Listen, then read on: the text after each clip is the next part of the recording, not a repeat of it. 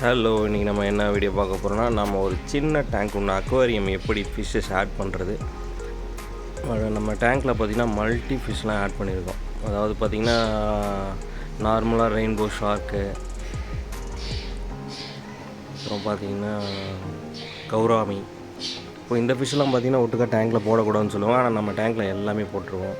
Zebra போட்டிருக்கோம், மௌலி போட்டிருக்கோம், கொய் ஃபிஷ் போட்டிருக்கோம், ஒயிட் கார்ப்பு, டெட்ரா போட்டிருக்கோம், கப்பீஸ் கூட போட்டிருக்கோம். ரெயின்போ ஷார்க் பாருங்கள், அது நல்லா ஸ்மால் சைஸை போட்டிருக்கோம். நம்ம இப்போ நார்மலாக பார்த்திங்கன்னா அக்ரெசிவ்னு சொல்லுவாங்க, செமி அக்ரெசிவ்னு சொல்லுவாங்க.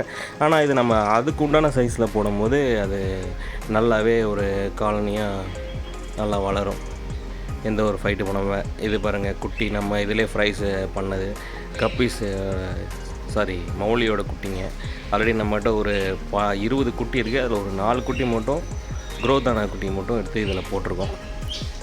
ஒரு சின்ன அக்வேரியம், இது வந்து ஒரு 2 feet டேங்க்கு தான். அதை நம்ம எப்படி மெயின்டைன் பண்ணணுமோ அந்த அளவுக்கு நம்ம மெடிசன் அது இது உங்களுக்கு தண்ணி சேஞ்ச் பண்ணுறதுலேருந்து கரெக்டாக நம்ம மெயின்டைன் பண்ணோன்னா சின்ன டேங்கில் கூட எல்லா ஃபிஷ்ஷஸும் நம்ம மல்டி ஃபிஷ்ஷஸ் ஆட் பண்ணி நல்லா க்ளோவாக அக்வேரியம் இருக்க மாதிரி பார்த்துக்கலாம். இது போன்ற வீடியோஸ்